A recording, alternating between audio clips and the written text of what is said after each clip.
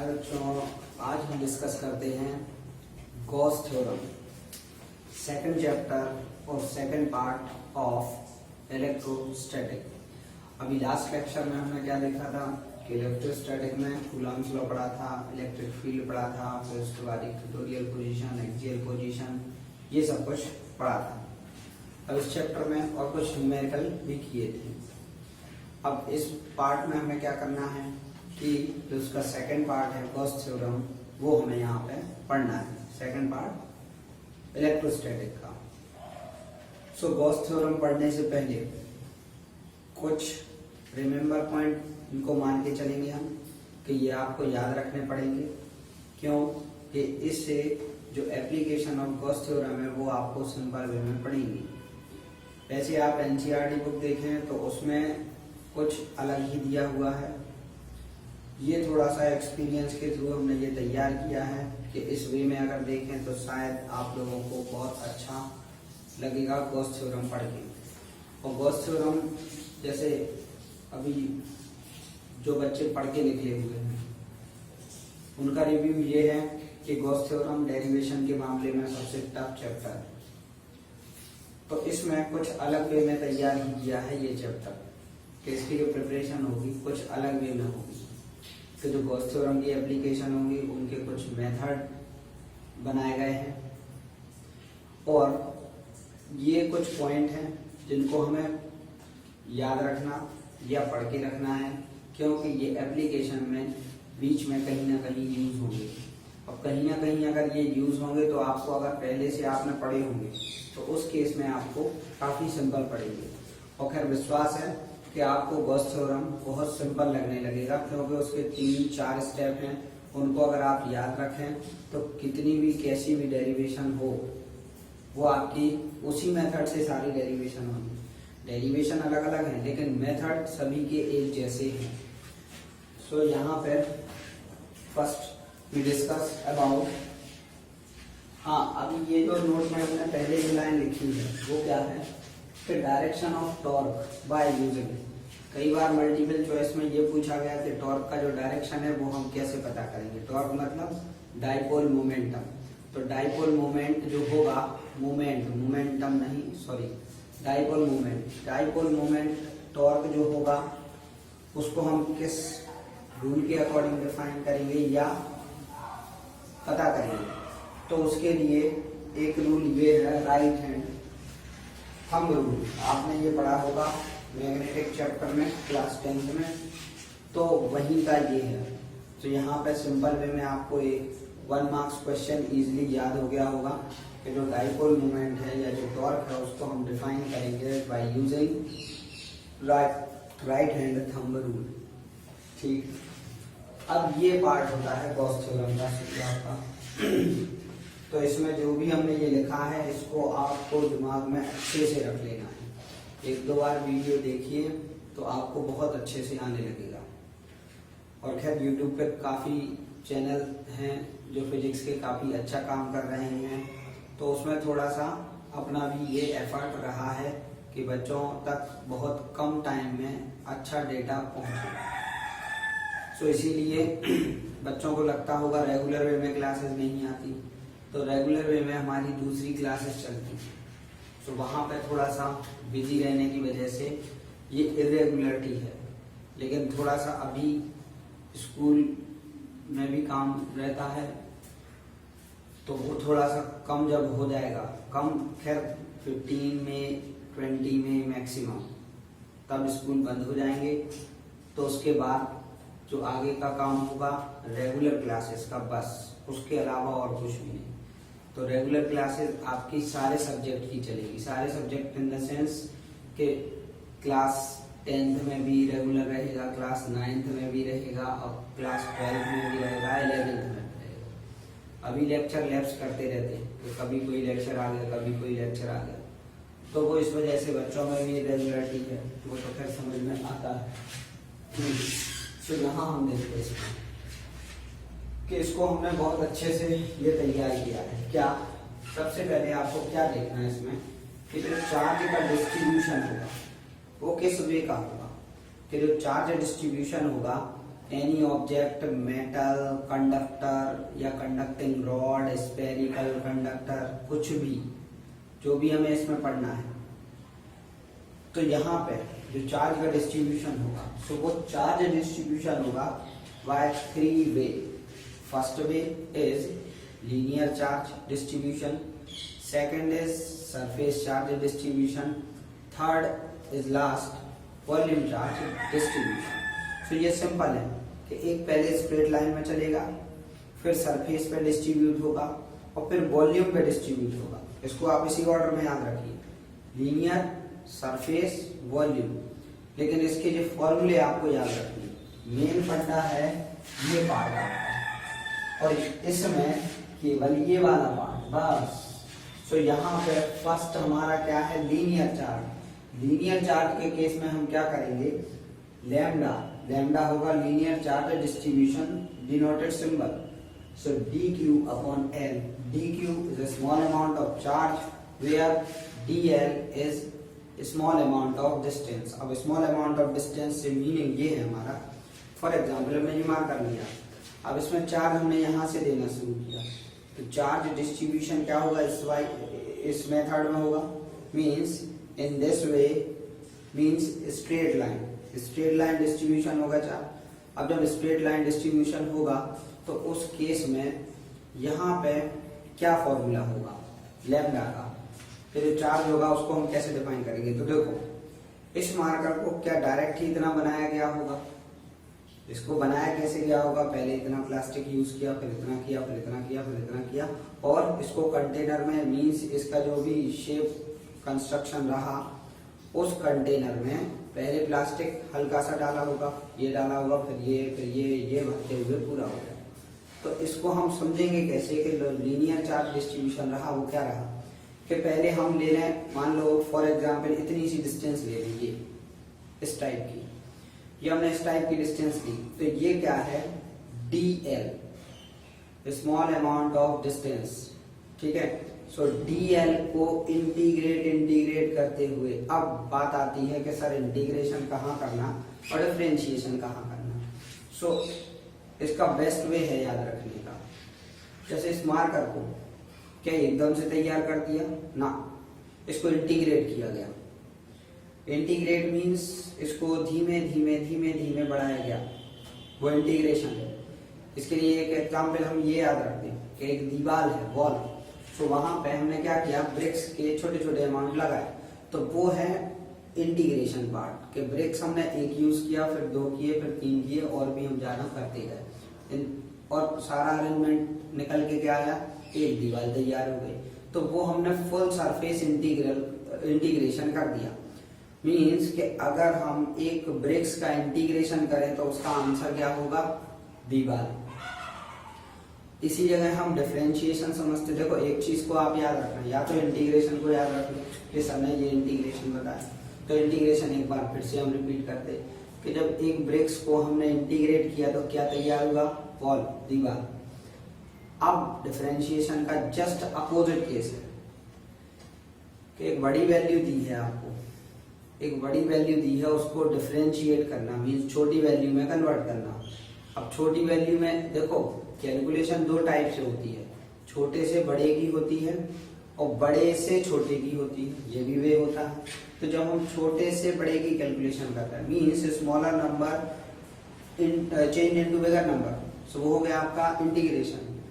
But other type क्या होगा आपका, bigger to smaller.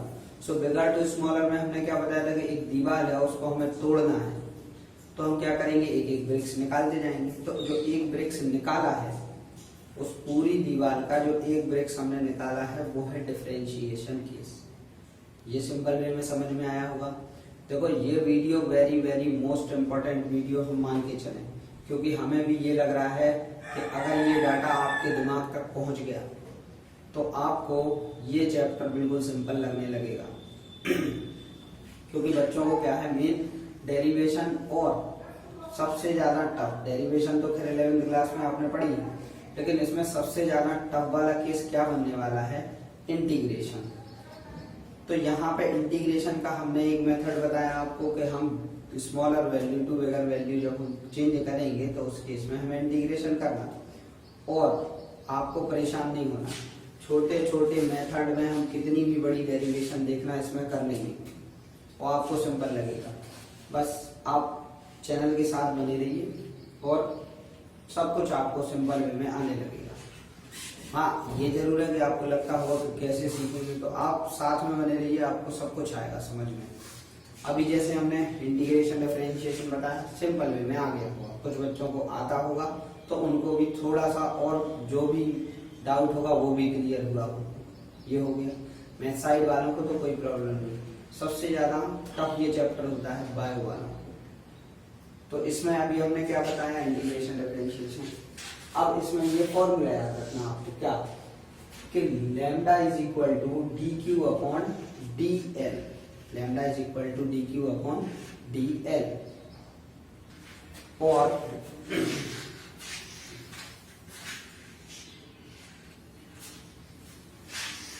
Lambda is equal to D Q upon D L. अब ये तो हो गया आपका लीनियर चार्ज डेंसिटी। अब आपको हम बताते हैं surface charge density. Surface charge density में हमने एक पेपर ले लिया या मेटलिक शीट ले ली। उस मेटलिक शीट से हमने एक पोर्शन से चार्ज देना शुरू किया। तो आप देखिए इंटीग्रेशन का कॉन्सेप्ट आ रहा होगा। चार्ज पहले एक है, दो गए होंगे, तीन गए होंगे, so on an charges propagate on the metallic surface, कि उस सरफेस पे हमने दिए एन चार्जेस। तो एन चार्जेस दिए तो क्या हुआ, इंटीग्रेशन ही तो हुआ। तो यहाँ पे ये हो जाएगा। अब स्मॉल सरफेस लें कि जो चार्ज है वो एक यूनिट एरिया पर है। देखो इनको हम, इनकी जो डेफिनेशन है उनको हम ऐसे भी डिफाइन कर सकते हैं। For example linear charge distribution. So linear charge distribution is the distribution per unit length. Charge distribution per unit length, या इसको ऐसे भी कह सकते हो कि linear charge distribution is defined as the per unit length. Per unit length charge कि जो चार्ज हमने लिए वो पर यूनिट लेंथ के लिए। अगर सरफेस की बात आए तो पर यूनिट सरफेस की बात आएगी, और अगर वॉल्यूम की बात आएगी तो पर यूनिट वॉल्यूम की बात आएगी। बस इतना सा आपको याद रखना। ये तीनों बिल्कुल सिंपल हैं। बस ये कॉन्सेप्ट आपको दिमाग में रखना कि सरफेस कहाँ पे आ रहा, वॉल्यूम किधर हो रहा, लेंथ कहाँ हो रही। तो ये आपको क्लियरली पहले से आपने पढ़ा है कि अगर हम एक स्फीयर की बात करेंगे तो उसमें सरफेस भी नहीं होगा, लीनियर भी नहीं होगा, उसमें वॉल्यूम होगा।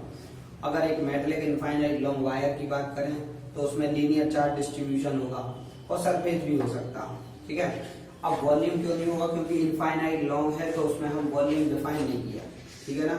तो ये कुछ पॉइंट्स थे जो आपको याद रखना है, जो डेरिवेशन में यूज होना। ठीक है, इतना आ गया होगा, कन्फर्म है इतना आ गया होगा अगर आपने अच्छे से सुना होगा। Area vector. हाँ, अभी तक आपने ये पढ़ा कि सर एरिया तो स्केलर क्वांटिटी होता है। अब ये आप यहाँ क्या पढ़ा रहे हैं कि area vector. So area vector यहाँ पे देखो, इसको याद रखने के लिए सबसे बेस्ट वे हम बच्चों को बताते कि आप जिस भी सरफेस पे एरिया वेक्टर पता करना हो उस पे आप टॉर्च रख दीजिए। टॉर्च रखने का मतलब यहाँ पे ऐसा है जैसे ये। अब इसमें हमें सरफेस एरिया निकालना, सो हम क्या करेंगे, ये टॉर्च है, मीन्स इसका फोकस वहां है, यहाँ रख दिया। अब ये अगर इधर है तो ऐसे भी रख सकते। सो देखो इसका एरिया वेक्टर ये आ रहा। तो एरिया वेक्टर डिफाइन करने का सबसे बेस्ट वे मेथड है कि एक इमेजिनरी सरफेस ले लो और उस पर टॉर्च इमेजिन कर लो, तो आपको एरिया वेक्टर का डायरेक्शन पता चल जाएगा। ये आगे यूज होने वाला है। सो इसमें हमने ये बताया। अब एरिया वेक्टर द एरिया अभी जो हमने बनाया वो कैसा बनाया, normal to the surface. Normal to the surface in the sense perpendicular to the surface, perpendicular. So the direction of area vector is specified by normal perpendicular to the surface. In this diagram, same as ये vector definition clear है। तो vector जो होगा वो magnitude plus direction होगा, so vector होगा। ये हो गया। तो एरिया वेक्टर को हमने समझाया बहुत अच्छे से।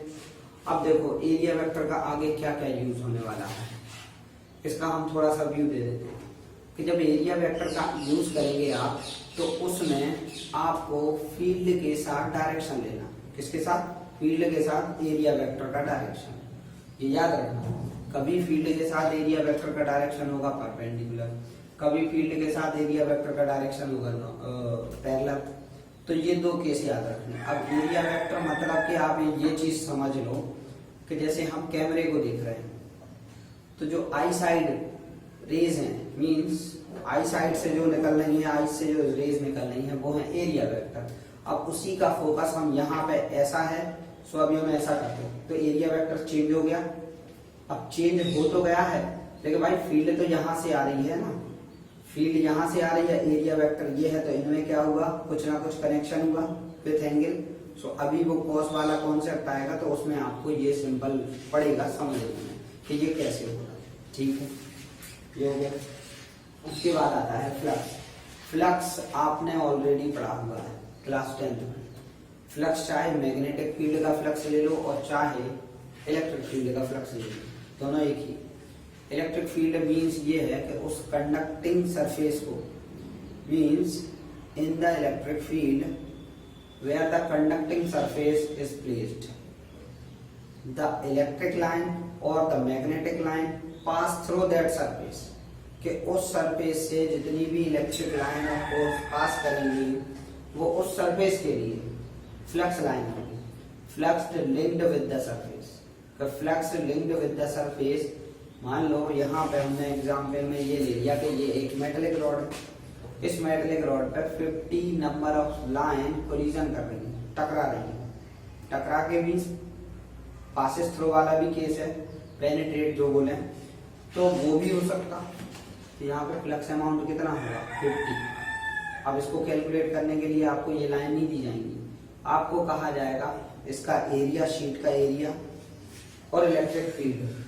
तो शीट का एरिया प्लस शीट का एरिया इनटू इलेक्ट्रिक फील्ड, वो होगा flux. Means in other word the definition of electric flux is the product of electric field, the product of electric field to the surface of the conducting rod, conducting sheet, जो भी दिया कि उस field का, जिस field में वो रखा है, और उसका सरफेस एरिया, दोनों का प्रोडक्ट करेंगे तो आंसर हमें क्या मिलेगा, फ्लक्स अमाउंट। ठीक है, तो फ्लक्स देखो आपको क्लास 12 में दो टाइप के फ्लक्स पढ़नी है, एक होगा फाई बी और एक होगा phi E. So phi B magnetic होगा, ये आपका इलेक्ट्रिक होगा, बस सिंपल है। इसमें क्या होगा भाई, इसमें होगा B dot A, same formula, electric field और ए की जगह यहाँ यूज होगा एस। सो एस भी सरफेस एरिया। देखो बिल्कुल सिंपल है, टफ केवल आप बनाएंगे इसको, सिंपल है। टफ केवल आपकी वजह से बनेगा। क्यों बनेगा, क्योंकि आप उसको दिमाग में प्रोसेस नहीं करेंगे। तो दिमाग में अगर आप प्रोसेस करते हैं तो गारंटी है कि ये आपको जरूर आ जाएगा। और वो तो हम कहते नहीं, जो और लोग कहते, और खैर और लोगों की बुराई नहीं करते हैं हम, कि लाइक शेयर कमेंट, आपको ठीक लग रहा हो तो लाइक करिए, शेयर करिए और कमेंट करिए, लेकिन हमारी बात बस आप तक पहुंच रही है, यही हमें सबसे अच्छा वे लगता है। लाइक शेयर कमेंट से क्या होना है, व्यू तो वो बढ़ने ही बढ़ने हैं। देखो व्यू तो जो बच्चों के बढ़ जाते तो वो तो बढ़ते ही। अब उसमें आप हमारी फैमिली के मेंबर बनना चाहते हैं कि नहीं चाहते तो उससे कोई मैटर नहीं। आप सब्सक्राइब करेंगे तो फैमिली के मेंबर बनेंगे, तो उससे आपको नोटिफिकेशन भी मिलता रहेगा सर्कुलेशन में कि कब कौन सी वीडियो आई है। हाँ, 20 मई और 15 मई के बाद ऐसा होगा कि कंटिन्यू वीडियो आएंगी, तो आपका सिलेबस भी बढ़िया से होगा और लॉन्ग वीडियो डलेंगी। 1 चैप्टर की एक कंप्लीट वीडियो डलेगी, तो उसमें आपको भी कहीं भागना नहीं पड़ेगा। तो ये इतना आया समझ में, ये होगा। ठीक है, अब उसके बाद हमारा कुछ आता है नया कॉन्सेप्ट। क्या, ये कुछ हमने बनाया है, ये अगर आपको समझ में आ गया तो आप ये समझ लो कि आगे का रास्ता बिल्कुल क्लियर हो जाएगा। ये हमने एक सरफेस बनाया, देखना अब जरा एरिया वेक्टर का मीनिंग देखो। एरिया वेक्टर हमने क्या बताया कि टॉर्च के अकॉर्डिंग हम समझ सकते हैं। अब एरिया वेक्टर को हम एक और भी समझ सकते हैं, जैसे ये शीट है तो इस शीट का फेस किस तरफ है, मीन्स अगर हम इसको पढ़ना चाहें ऐसे तो फेस किस तरफ है, कैमरे की तरफ, ठीक है। तो इसका फेस मीन्स सरफेस एरिया आपकी तरफ है, ठीक है। अगर इसको हम मेन मान के चलें तो सरफेस एरिया आपकी तरफ है, और अगर हम इसको ऐसे करते हैं तो फिर सरफेस एरिया कहाँ है, परपेंडिकुलर। बस ये दो कॉन्सेप्ट समझने हैं आपको, टूवर्ड्स और नॉर्मल। तो अगर ये वाला केस होगा तो इस केस में आपकी तरफ से या आपकी आई से जो भी रेज निकल रही है वो इस कॉपी पे डायरेक्ट पड़ रही होगी, मीन्स आप पूरा सरफेस पढ़ सकते। सो यहाँ पे जो फ्लक्स अमाउंट होगा वो मैक्सिमम होगा। तो इसको हम क्या बोलेंगे, पैरेलल बोले कि परपेंडिकुलर बोले? इसको हम बोलेंगे parallel, parallel to the electric line of force. तो ये जो सरफेस है वो parallel to the electric line of force है, क्योंकि यहां से रेज आए और आप इस सरफेस को पूरा रीड कर रहे हैं। तो पूरा रीड कर रहे हैं तो मैक्सिमम फ्लक्स अमाउंट होगा, number of line collision with that surface is maximum, so the electric flux is maximum. ये आपको सिंपल वे में आया होगा समझ में। अब इसके बाद हम ये देखते हैं, क्या आप अब इस वे में कुछ पढ़ पा रहे हैं क्या? No, this condition is not proper to read. So यहाँ पे अब क्या होगा, इसमें हम क्या बोलेंगे भाई, ये हमने क्या बोला था कि एरिया वेक्टर को आपको परपेंडिकुलर लेके चलना ऐसे। अब ये इसका फेस इस तरफ है, आप यहां से देख रहे हैं तो दोनों में एंगल क्या बन रहा, ये ऐसा और ऐसा 90 डिग्री। 90 डिग्री के केस में फ्लक्स क्या होगा, मिनिमम। ये चीज याद रखना। अब मैक्सिमम मिनिमम क्यों हो रहा तो उसको हम थोड़ा सा यहाँ बता देंगे कि हमें ये पढ़ना है फॉर्मूला EDS cos थीटा। अच्छा, अब आप हमें ये बताओ कि cos की मैक्सिमम वैल्यू और मिनिमम वैल्यू क्या होगी। cos 0 के लिए थीटा इज इक्वल टू 0, तो इस केस में क्या होगा, 1 होगा, बिल्कुल होगा। तो अच्छा, इसका फेस और आपका फेस कैसा है, पैरेलल। फेस मतलब एरिया वेक्टर की बात की है हमने, ना कि इस सरफेस की बात की है। ये तो आपका ऐसा है, तो इसका एरिया वेक्टर और आपकी जो रेज है वो कैसी है, पैरेलल। पैरेलल के केस में क्या एंगल बनेगा, 0। 0 के केस में फ्लक्स कैसा होगा, मैक्सिमम। ये है वो केस, समझ गया ना यहाँ। अब थीटा इज इक्वल टू 90, ये केस कैसा है, ये केस ऐसा है भाई कि इसका जो फेस है वो ऐसा है, 90 है। और 90 कैसे है कि आपकी जो रेज आ रही है वो यहां से ऐसी आ रही है। सो हम इसको ये ले देते रेज, ये फेस हो गया उस शीट का। तो ये कैसा है, 90 के केस में cos 90 की वैल्यू क्या होगी, 0। तो फ्लक्स इज मिनिमम। समझ गया हो, ये हमने देखा परपेंडिकुलर और पैरेलल वाला केस समझा, सिंपल वे में समझा। तो उसको आप थोड़ा सा रिवाइज भी करिए कि सर का बताने का मीनिंग यहाँ पे क्या है, तो उसको आप थोड़ा सा दिमाग में प्रोसेस भी करिए, उससे आपको ये चीज समझ में आएगी। अब आगे इसमें क्या है, तो ये जो डायग्राम हमने बनाया वो इसीलिए बनाया था। उसके बाद हमने क्या पढ़ा यहाँ पे, फॉर्मूला, इसका फ्लक्स का फॉर्मूला कैलकुलेट करने का क्या होगा, तो वो हम यहाँ पे देखते हैं। जैसे आपने, हाँ, ये तो फॉर्मूले हमने लिखे हैं। अब इसमें क्या है, फ्लक्स इज इक्वल टू क्या होगा, field of that surface. Field लेंगे और उस सरफेस एरिया को लेंगे। सो यहाँ पे क्या आएगा कि फ्लक्स निकालने के लिए हमें फील्ड लेनी और साथ ही साथ उसका एरिया लेना। तो दोनों का प्रोडक्ट होगा वो फ्लक्स होगा। इसकी डेफिनेशन अभी जस्ट हमने बताई हुई है कि the product of field and that of the area. Okay, so इसका फॉर्मूला ये होगा। डायमेंशन इसकी आप कैसे निकालेंगे, डायमेंशन इसकी निकालने के लिए आपको फील्ड की, इलेक्ट्रिक फील्ड की डायमेंशन प्रीवियस लेक्चर में बताई थी वो, और यहाँ पे आपको सरफेस एरिया। सो यहाँ पे सरफेस एरिया होगा ये ds। अब देखो ds, कहीं पे ds लिखा है, कहीं पे l लिखा है। तो l मतलब लेंथ है, ds मतलब एरिया है। तो s जहाँ पे भी आ रहा है वहां पे क्या है, एरिया ही होगा। ठीक, ओके। सो नेक्स्ट इसमें डायमेंशन आप निकालेंगे। क्या करना आपको, सरफेस एरिया की लेनी है डायमेंशन और साथ ही साथ इलेक्ट्रिक फील्ड की लेनी, बस। इसके अलावा और कुछ नहीं। This is the vector form of electric flux. So vector form of electric flux क्या होगा, phi means flux is a scalar quantity. Both the cases mean electric field or magnetic field, दोनों केसेस में क्या होगा, जो electric flux होगा वो आपका क्या होगा, स्केलर क्वांटिटी होगा। उसमें फील्ड और सरफेस दोनों ही वेक्टर होंगे, क्योंकि एरिया वेक्टर ले रहे हैं, तो इसलिए ये आएगा, तो दोनों वेक्टर होंगे। वेक्टर होने के बाद ये कुछ फॉर्मूले लिखे हैं हमने, तो इन फॉर्मूले को आपको याद करना है, किसका क्या नाम है वो भी याद रखना है, with name and with the formula. तो यहाँ पे क्या होगा आपका एरिया इंटीग्रल, आपको क्या है, ये इन दोनों का डिफरेंस आपको हमें बताना है कमेंट में, कि किस में किसका यूज होगा, किसका क्या मीनिंग होगा। ये दोनों इंटीग्रल लेकिन कुछ डिफरेंट है। यहाँ पे एरिया इंटीग्रल क्या, area integral yes, so area integral में क्या होगा, 5 dot S electric field into surface, ये होगा एरिया। ठीक है, लीनियर में क्या आ जाएगा, सीधा सा डिस्टेंस, इसमें ये आ जाएगा सरफेस, ये और ये एक जैसे, क्योंकि एरिया और सरफेस दोनों एक जैसे, वॉल्यूम के केस में दिया जाए। अब हाँ एक चीज याद रखना कि यहाँ पे इसकी यूनिट क्या होगी, इसकी यूनिट आप लोगों को कमेंट में बताना है, इलेक्ट्रिक फ्लक्स की यूनिट क्या होगी। आपको इतना ये सब कुछ याद रखना है, आप ये याद रखेंगे चैप्टर आपको काफी सिंपल लगेगा। ठीक है, और क्लास 12 अभी जैसे आपने देखा होगा स्कूल रीओपन नहीं हो पाए, ये कोरोना की वजह से। आपको लेकिन अपनी पढ़ाई पर कोरोना नहीं चलाना है कि उस पे आके कोरोना लग गया, उसको तो आपको सर्कुलेट ही करना। क्यों कि इन फ्यूचर क्या होने वाला है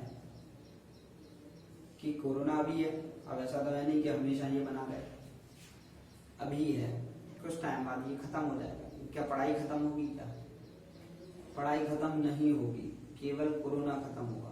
कोरोना खत्म होगा तो उस केस में क्या करेंगे आप कि भाई पढ़ाई को तो रेगुलर रखें, और अभी तो हम ये समझें कि ग्लोरियस मोमेंट है आपको पढ़ने के लिए, ना तो कोई काम है, ना आपको दोस्ती यारी में कुछ भी टाइम वेस्ट करना हो। अभी आप जितना पढ़ लें उतना आपके लिए आगे बेनिफिट करने वाला है, क्योंकि आगे स्कूल्स जब ओपन होंगे इन जुलाई और अगस्त, जब भी हों गवर्नमेंट के ऑर्डर के अकॉर्डिंग, तो वहाँ क्या होगा कि एकदम से रश होगा।